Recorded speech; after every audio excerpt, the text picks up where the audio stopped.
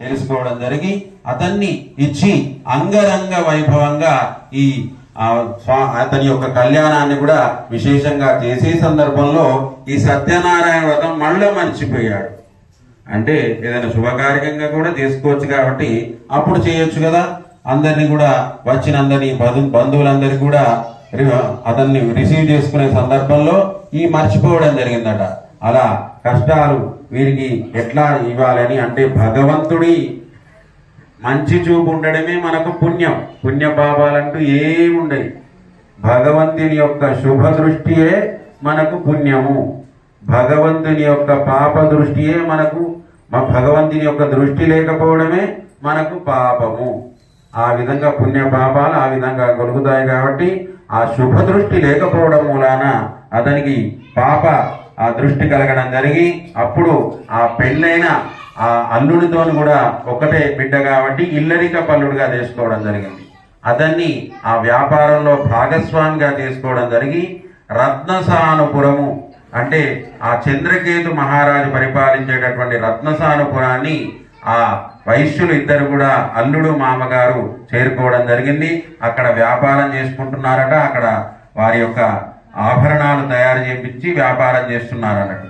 అలా ఆ వ్యాపారం చేస్తుండగా ఒకనాడు ఏం జరిగిందంటే ఆ చంద్రకేతు మహారాజు పరిపాలించేటటువంటి ఆ రాజ్యంలో ఇద్దరు దొంగలు ఆ ధనాన్ని అపహరించుకొని వచ్చి ఎక్కడైతే ఈ వైశ్యులు ఉన్నారో వారి దగ్గర ఆ ధనపు మూటలు వేయడం జరిగిందట.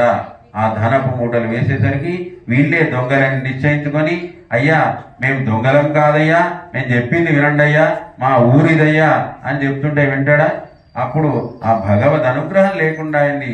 అతని మంగళాశాసనాలు లేకుండా అయిపోయినాయి. కాబట్టి వీళ్ళే దొంగలు, వీళ్ళే ఇంకా దొంగలు ఎందుకు, దొంగల సొమ్ము కనబడుతుంది, దొంగలు కనబడుతున్నారు, ఇంకా నిశ్చయం ఏంటయ్యా అనుకోవడం జరిగి వారిని విచారణ కూడా చేయకుండా శిక్షించడం జరిగింది. అక్కడ భార్య పిల్లలు కూడా, ఇక్కడ ఇంట్లో మగవాళ్ళు లేకుంటే రక్షణ ఉంటుందా, అక్కడ కూడా దొంగలు పడిగి ఉన్నదంతా కూడా దోచుకొని వెళ్ళడం జరిగింది. ఒకనాడు ఆ భగవద్ అనుగ్రహం వాళ్ళపైనే కలగడం జరిగి ఏమైందయ్యా, ఆ బిడ్డ ఒక బ్రాహ్మణి ఇంట్లో సత్యనారాయణ వ్రతం జరుగుతుండగా చూడడం జరిగి ఆ భగవంతుని యొక్క ప్రార్థించడం జరిగింది. ఆ ప్రసాదం తీసుకొని పోయి తల్లికి ఇవ్వడం జరిగిందట. తల్లి ఇచ్చేసరికి అప్పుడు జ్ఞాపకం వచ్చింది, అరే భర్త గారు నువ్వు పుట్టిన సందర్భంలో వ్రతం చేస్తా అన్నాడు, మరిచిపోయాడు. మళ్ళీ వివాహ కాలంలో వ్రతం చేస్తా అన్నాడు. ఆ భగవద్ దృష్టి మనకు లోపించడం ద్వారానే ఇలాంటి దుస్థితి కలిగింది సుమా. మనం తప్పకుండా అప్పుడు ఆనాడే ఆ చంద్రకేతు మహారాజు యొక్క కలలో భగవంతుడు సాక్షాత్కారం కావడం జరిగింది. అంటే ఎప్పుడైనా కూడా మనం ధ్యానం చేసినా ఏదైనా తపస్సు చేసినా భగవత్ సాక్షాత్కారం ఎప్పుడైతుందంటే ఆ స్వప్నంలో అవుతుంది. తర్వాత బయట కూడా అవుతుంది. మనకు తెలిసిన మనిషి ఉంటాడు, అతను ఎక్కడో ఉంటాడు, ఇక్కడ కనబడతాడు. నువ్వు ఎక్కడున్నావయ్యా అంటే నేను అదే ఊర్లో ఉన్నా అంటాడు. ఇక్కడ కనబడతాడంటే అతను ఆ రూపంలో మనకు భగవంతుడిగా సాక్షాత్కారం కావడం జరిగినట్టు. అట్లా ఆ విధంగా స్వప్న సాక్షాత్కారం కావడం జరిగి వారిద్దరూ నిరపరాధులయ్యా, వారిని విడిచిపెట్టవలసింది సుమా, లేకుంటే నీవు సర్వనాశనం అవుతావు సుమా అని చెప్పడం జరిగి అప్పుడు పొద్దున్నే లేచి కాలకృత్యాలు కూడా నెరవేర్చుకొని సభ చేసి అందరికి కూడా సభ చేయడం జరిగింది. అందరిని కూడా పిలవడం జరిగి అప్పుడు చెప్పడం జరిగి ఆ వైశ్యులిద్దరిని ఇక్కడికి తీసుకురండి అయ్యా, వారిని విచారించాలి, వారితో మాట్లాడాలని చెప్పేసరికి ఇంకేమైనా పెద్ద శిక్ష వేస్తాడా అని భయపడిపోతున్నారు అన్నట్టు. వాళ్ళకు ఒక 7 ఏడాది కాలం గడిచిపోయేసరికి గడ్డాలు మీసాలు అన్ని పెరిగిపోయినాయి అన్నట్టు. అవన్నీ కూడా క్లీనింగ్ చేయించి ఒక ఉరి శిక్ష వేసేవానికి ఏం చేస్తాం మనం, అంతా నీట్ గా తయారు చేసి ఉరి శిక్ష వేయడం జరుగుతుంది.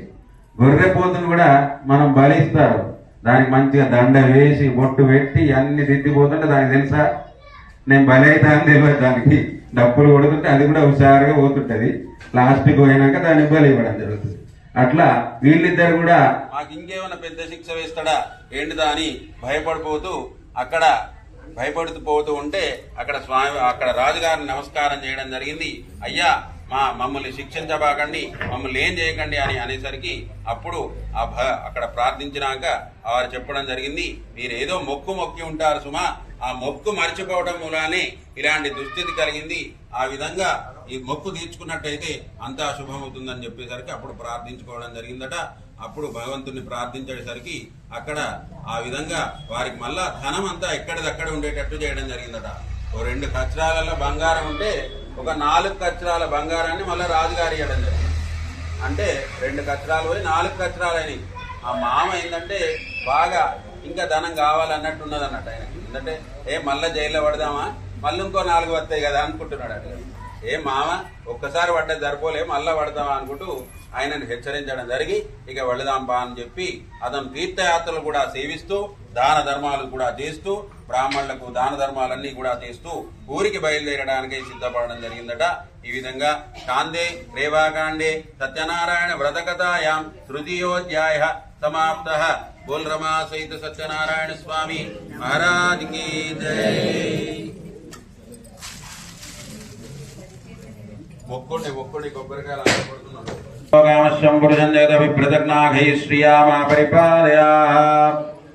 నమస్కారం చేసుకోండి. అక్షింతలు మళ్ళీ పట్టుకోండి.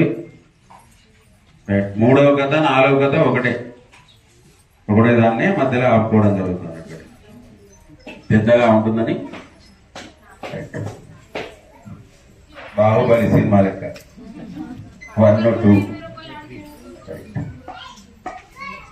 ఆ విధంగా వైశ్యులిద్దరు కూడా తీర్థయాత్రలు సేవిస్తూ బ్రాహ్మణులకు దాన ధర్మాలు కూడా చేస్తూ ఆ విధంగా ఊరికి బయలుదేరడానికి సిద్ధపడే సమయానికి ఆ విధంగా వీరికి ధన గర్వం తగ్గిందా లేదా ఒకసారి స్వామివారి కోరిక కలిగిందన్నట్టు ఒక సన్యాసి రూపాన్ని ధరించి వాళ్ళకి ఎదురుగా వెళ్ళి అడగడం జరిగిందట.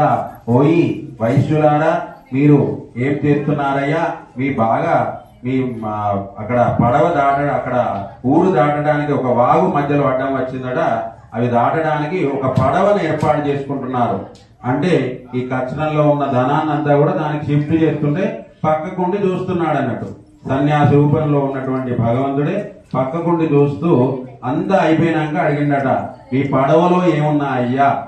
పడవలో ఏమున్నాయంటే, అరే వీడు దొంగవల కనబడుతున్నాడు, సన్యాసో కాదో దొంగనో ఏంటిదో అనుకోవడం జరిగి, నీకెందుకయ్యా అని అనడం జరిగి, మా ఊరిలో దొరకనటువంటి ఆకులు మూలికలు మనకు ఆయుర్వేదానికి పనికొచ్చేటటువంటి మూలికలు తీసుకుపోతున్నామయ్యా అని చెప్పేసరికి తథాస్తు అన్నాడట. ఏమైతే అవన్నీ ఆకులలంలో అయిపోయినాయట. దాని మూటలన్నీ పోయి ఆకులలంలో అయిపోయేసరికి అప్పుడు కొంతసేపటి తర్వాత ఆ పైకప్పు ఎత్తి చూడడం జరిగిందట. ఆ ధనపు మూటలన్నీ పోయి ఆకులలంలో ఉండేసరికి అక్కడనే మూర్చపోయిందట మామగారు.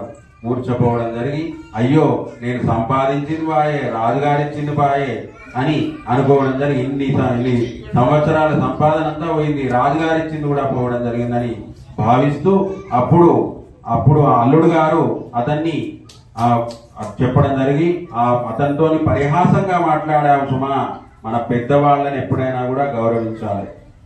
ముసలి వాళ్ళు కానీ ఎవరు కానీ కూడా వాళ్ళకి ఇస్తే సమాధానం కరెక్ట్ ఇవ్వాలి. ఇప్పుడు అంతా పెద్దవాళ్ళని గౌరవించడే తగ్గిపోతుంది. అంతకుముందు నాన్నగారు వచ్చారంటే భయపడిపోయేది, చేతులు కట్టుకొని నిలబడేది. అంటే మా తండ్రి గారు ఆ కాలంలో అట్లా ఉండేది. వాళ్ళు వస్తున్నారంటేనే మనం పక్కకి జరిగి ఉండేది. వాళ్ళ కాళ్ళు కట్టుకోవడానికి నీళ్లు ఇచ్చేది.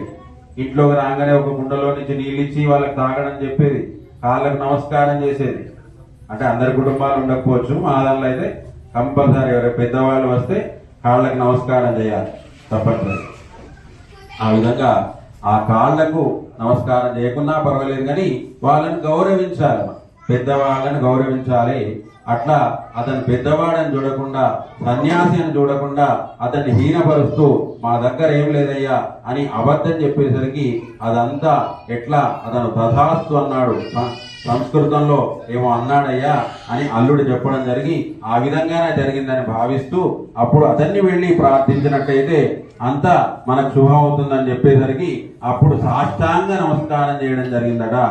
అంటే దాసుని తప్పు దండంతో సరి అంటారు అన్నట్టు. ఏ తప్పులు చేసినా కూడా లాస్ట్కు మనం నమస్కారం, సాష్టాంగ నమస్కారం పెడతాము.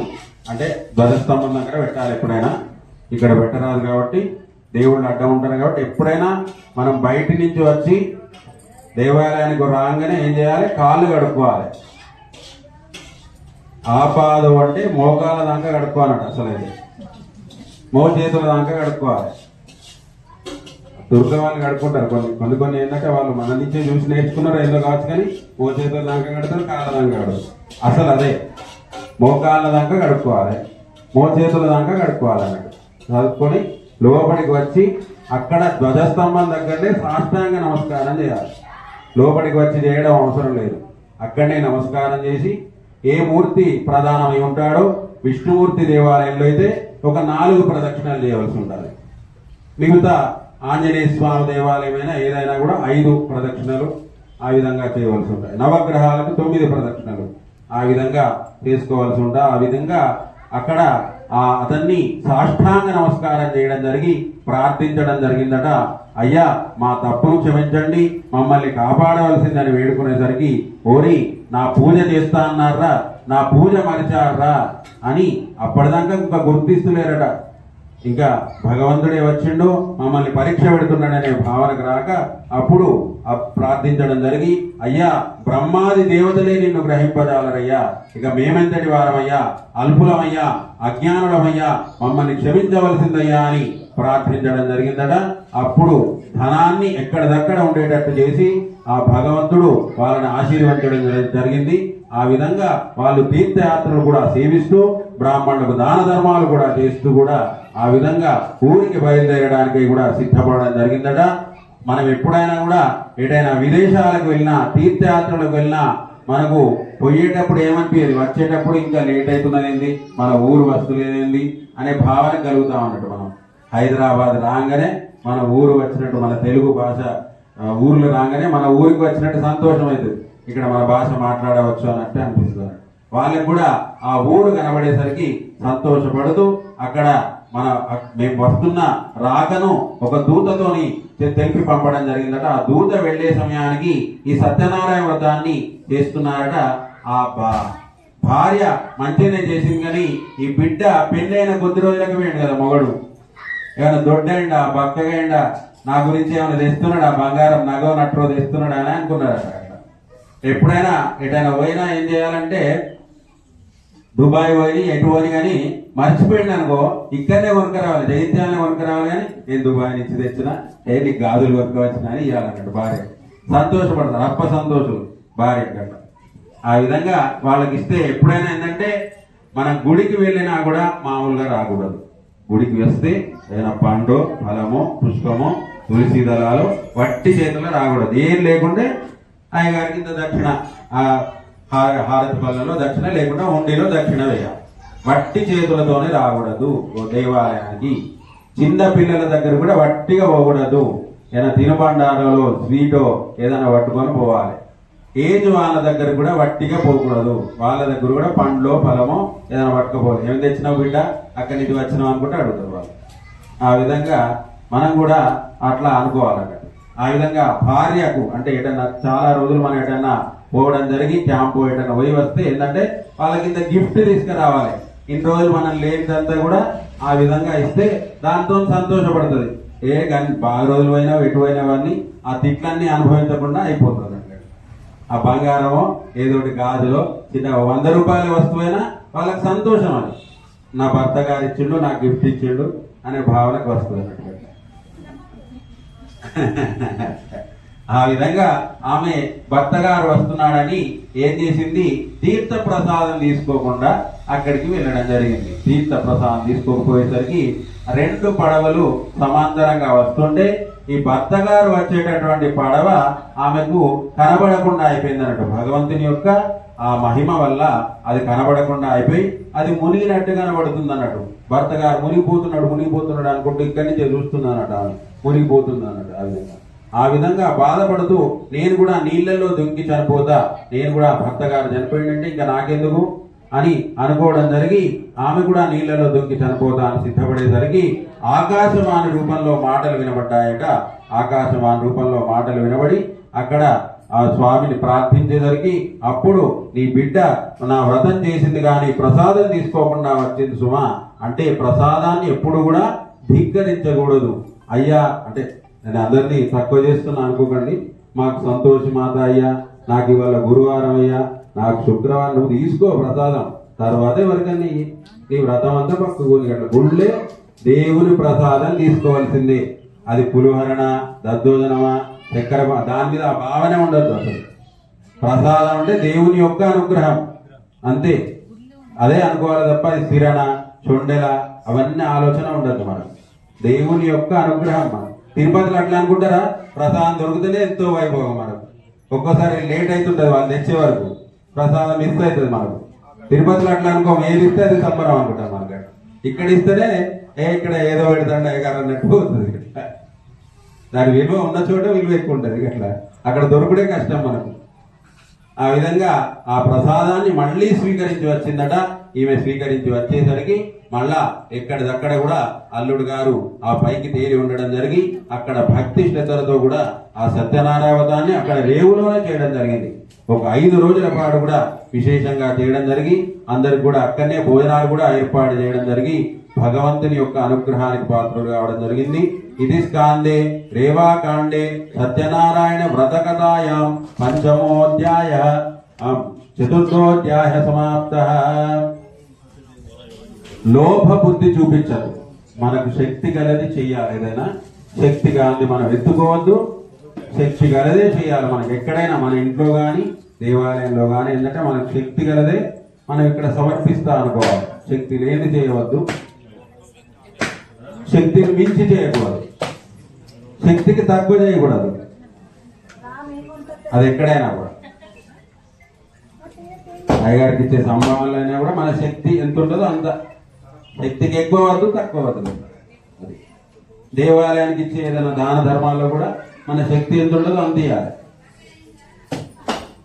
బాగా కోటీశ్వరుడు అనుకో 100 రూపాయలు ఇస్తే మంచిదని, ఆయన రేంజ్లో ఒక 5,000 10,000 ఇస్తే మంచిదని. ఏదైనా శుభగా మంచిగా చేసే సందర్భంగానే అట్లా వారి శక్త్యానుసారం ఇవ్వాలి. శక్తిని మించి వద్దు. మన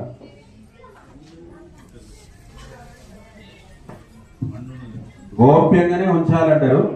కానీ ఇప్పుడు గోప్యంగా ఈ కాలం అనేది గోప్యంగా నడుస్తలేదు. అంతకుముందు రాజులు వాళ్ళందరూ కూడా దొరలందరూ కూడా వాళ్ళు అన్ని తెలిపకపోయింది.